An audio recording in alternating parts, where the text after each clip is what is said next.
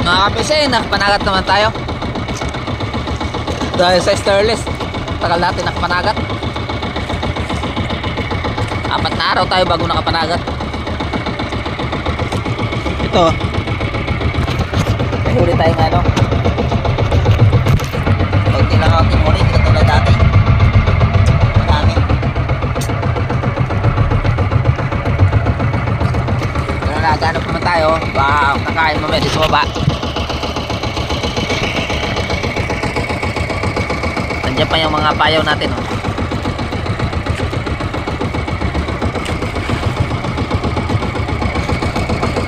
Yan ang payaw natin, mga fishing. Mga buhay ng isda ang pain yan. Bawat isa. Mayroon tayong 20 piraso nga inariya. 20 piraso higit. Ayan ang iba. Nakita mo yung mga lilit niya ilaw. Yung malilit na ilaw na yan, mga payaw yan. Yan. Nandito.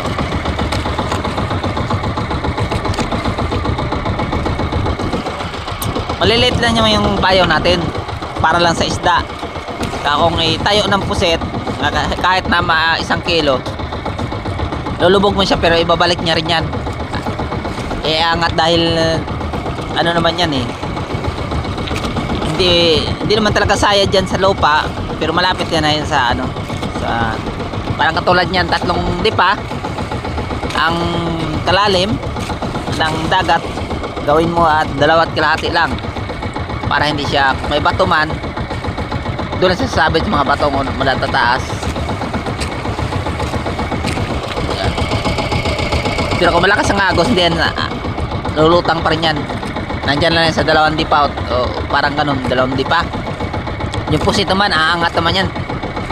Pag makita niya may isda sa taas, aangat yan kahit na sa ilalim niya. Yan, mapayong natin.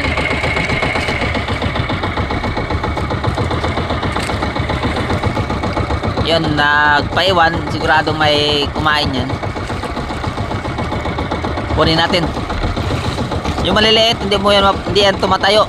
Pag maliliit na puset, katulad niyang tagkalahat, 1 gramo, 2 gramo. Maliliit, hindi yan tinatayo, hinihila lang. Lumulutang sila. Ayan, tingnan natin to.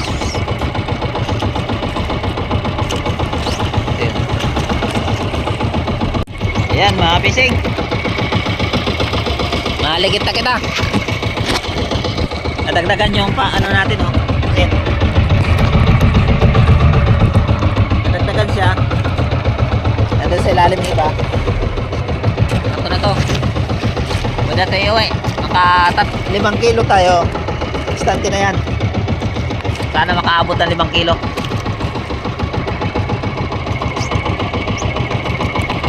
Hindi pa naman natin nalikit, pero simula tayo. Ito yung isa. Sige, itong tanan eh. Dito na pag-area. Uwi na tayo. Ito pala yung patapon natin, no? Pag may kumain, ito na yung ipalit natin. Palitan natin ito para kakain siya dito. Pag nakakain na siya ng buhay, pag gusto niya ng pagkain, hanapin niya na yan pag hilahin mo. Kaya ito na yung kapalit. Ito na yung makikita niya sa ilalim. Kaya tawag na yung patapon o palipat. Okay,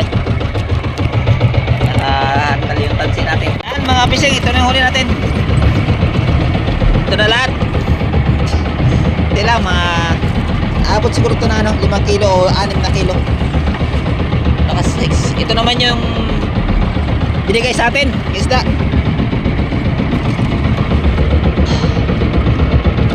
Binigyan tayo ng 5 piraso. Marami sila. Full pack naman, higante. Yan. Tukhan. Yan ang bigay sa atin. Ito naman ay ano? Oh, 7 pala. 6 pala binigay sa akin. Kasi isa na kuha ko to eh. Dapat ito. Ito malaki yan. Yan.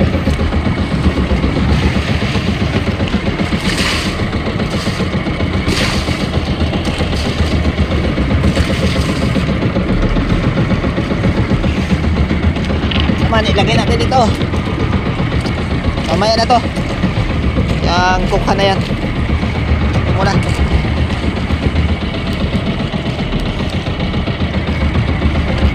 Yan. Yung binigay sa atin ng higante. Naka kulpak naman sila sa ila ano, pisto. Dua kasakayan. Dua ka bangka ang ano. Ang isang bangka kargado, ang isa naman naka ano lang siya ng siguro mga 60 kilos tong huli niya. Nasisid niya. Kasi last na siya eh. Tagal na siya bago dumating. Pero yung isa marami. Yung nakatiro. Wow.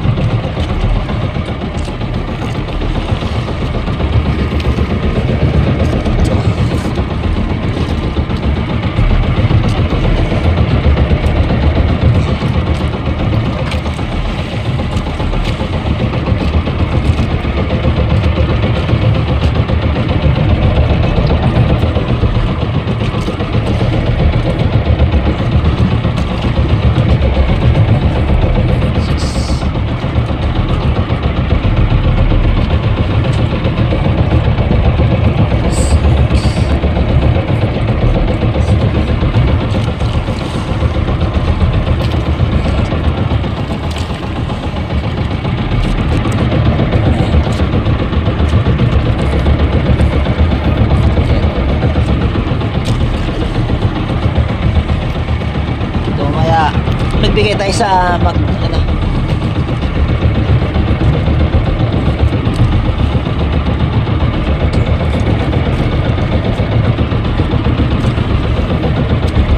Nanigit lang 20 piraso. 26 piraso aton huli. 26 piraso. Yan. Tayo nakapuno. Ito naman gawin natin sa umaga na to. Magariya pa tayo ng kitang mamaya. Yan natin to.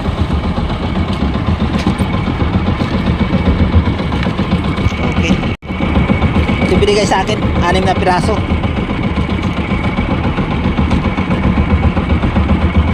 Sana ganito kalalaki oh. Higit to ano, nasa 3/4. Kung ganito kalaki. Ito mga kalahati lang to eh.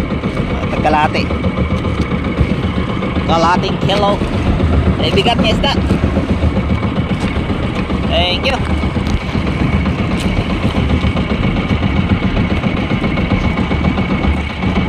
Ito tayo.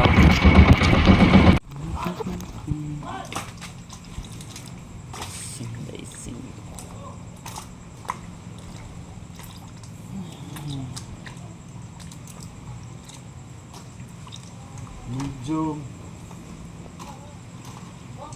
2 kilos.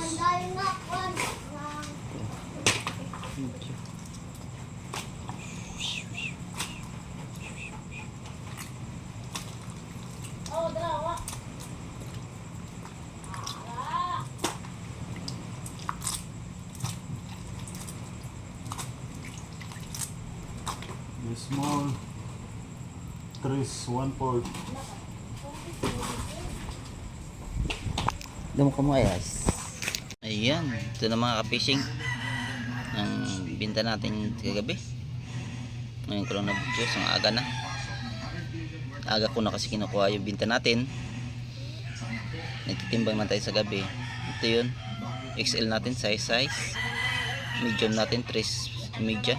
Ang small natin ay 1 kilo.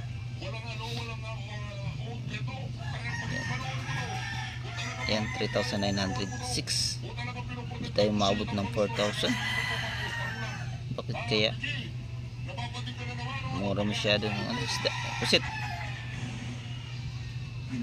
Ayan, November 14. Maraming salamat. And God bless sa ating lahat, mga ka-fishing. God bless.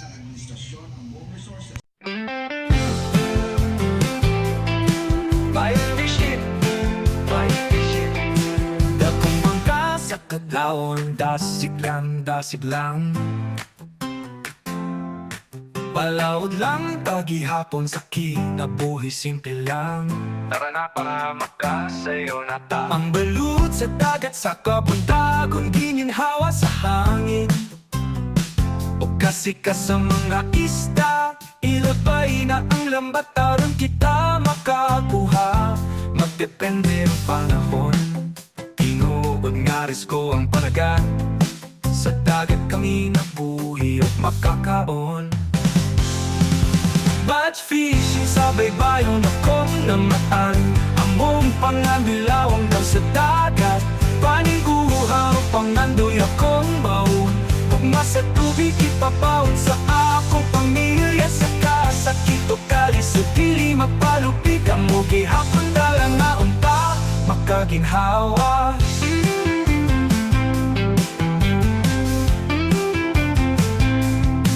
Mananagkat nga magpabilin malaumon sa init o ulan, silang gihapon. Pili mo takas sa pagpaning kamot, mahimong ligon sa paglabo. Maoy akong gisaligan, ayaw kahadlok o padayon ra. Batch fishing kisaligan sa pamilya, sa kahayag sa langit makita ra. Mga ista makuha, magpakitang pusit pataw-taw. Sa laot tara ari pa na, panumpa sa pamilya makalampos ra. Batch fishing sa baybayon akong namaan. Among panganilawang daw sa dagat, paniuhaw pangandoy akong baon.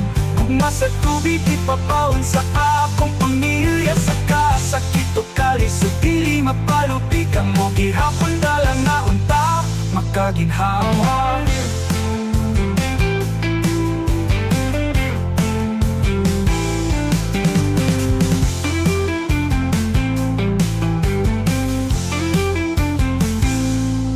Batch fishing sa baybayon akong namatan.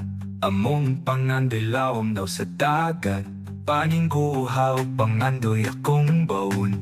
Gugma sa tubig ipabaon sa akong pamilya. Sa kasakit o kalis o dili mapalupig, ang mugi hapon dalang na unta makaginhawa.